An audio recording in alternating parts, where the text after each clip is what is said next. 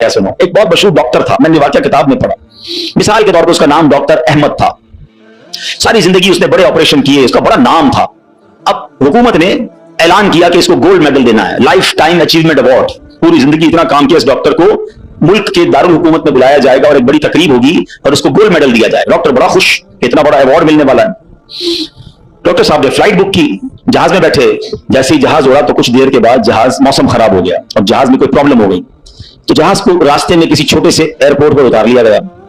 Doctor साहब जहाज से निकलकर अमले के पास जाते हैं कि भाई कब जहाज उड़ेगा, मेरी तो वहां बहुत अहम तकरीब है और सारा प्रोग्राम मेरे लिए सजाया गया है, मैं चीफ गेस्ट हूं, मुझे गोल्ड मेडल मिलेगा, बताएं दोबारा जहाज कब उड़ेगा। सर छोटा सा एयरपोर्ट है, जहाज का प्रॉब्लम बड़ा है, इतना जल्दी ठीक नहीं होगा, आपको अगर पहुंचना जरूरी है तो आप एक गाड़ी लें किराए पर और बाई कार चले जाएं, आप पहुंच जाएंगे अपनी तकरीब से पहले। डॉक्टर ने कहा यह भी आइडिया ठीक है, जहाज के इंतजार में कहीं मेरा प्रोग्राम ही मिस ना हो जाए। डॉक्टर साहब ने गाड़ी बुक की, रेंट कार ली। जैसे ही रास्ते में गए तो जबरदस्त बारिश, आंधी तूफान। उस अंधेरे में, उस आंधी तूफान में डॉक्टर साहब रास्ता भूल गए और किसी मेन हाईवे से निकलकर गांव के रोड पे चढ़ गए। बहुत देर तक रास्ते में, अब भूख भी लग रही, खाना भी नहीं खाया, अंधेरा गुप्त बारिश हो रही है। अचानक एक छोटा सा गांव में घर नजर आया जिसमें एक बल्ब जल रहा था। डॉक्टर साहब ने कहा अब तो हालत ऐसी हो गई, दरवाजा खटखटाया। एक बूढ़ी औरत ने दरवाजा खोला, कब माँ जी कुछ खाने पीने को मिलेगा, बहुत बारिश हो रही, तब बेटा अंदर आ जाओ। वो अंदर चला गया, माँ जी ने बड़ी मोहब्बत से उसे पानी भी दिया, कुछ खाने को भी दिया। थोड़ी सांस में आई तो डॉक्टर ने देखा कि बराबर में बिस्तर पर एक नौजवान लेटा हुआ था। तो माँ जी ये कौन है? कहा बेटा मेरा बेटा है। क्या हो गया इसे? कहा इसको बहुत बड़ी बीमारी है। माँ जी इलाज क्यों नहीं करवाती?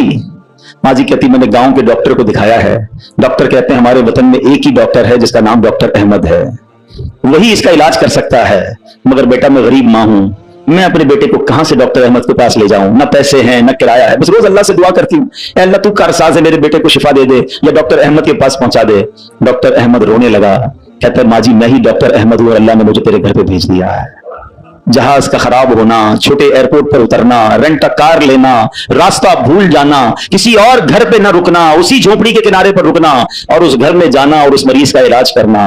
अब भी नहीं मानोगे, इन्नल्लाह अला कुल्लि शैइन कदीर, मेरा रब जो चाहे वो करने पर कादिर। बस हमारा भरोसा ही जाता है। हम समझते हैं दुनिया वाले साथ देंगे, हम समझते हैं दुनिया वाले मसला, अरे दुनिया वाले तो दुख ही दुख देते हैं। अपना प्रॉब्लम बताओ तो हंसते हैं, हमसे कहते फिक्र ना करो, दूसरों को बताते देखो इसका ये मसला है, ये फला काम के लिए आया था, है इतनी बड़ी बड़ी बातें करता है, इसका ये मसला है। हमारे मसले को एंजॉय करती है दुनिया, कौन साथ देता है आज? मगर जो हमारे ऐबों पर पर्दा डालने वाला, जो हमें बचपन से लेकर आज तक नवाजने वाला, जो हमारे गुनाह होने के बावजूद हमें अता करने वाला है, वो हमारा रब्बे करीम है। अरे जो हमारी मां से ज्यादा हमें चाहने वाला है, उसे क्यों नहीं पुकारते, उसकी तरफ तवज्जो क्यों नहीं करते? हालांकि उसकी रहमत तो उसके दरवाजे खुले हुए हैं, वो तो देना चाहता है, मगर काश जो तवज्जो रिक्वायर्ड है, जो दिल से दुआ मांगना है, वो अल्लाह मुझे और आपको नसीब फरमा दे। और फिर अल्लाह को पुकारे ना। मैंने कहा ना गुनाहगारों का भी वो रब है, वो नेकों का रब तो है, तो गुनाहगारों को कैसे नवाजता है?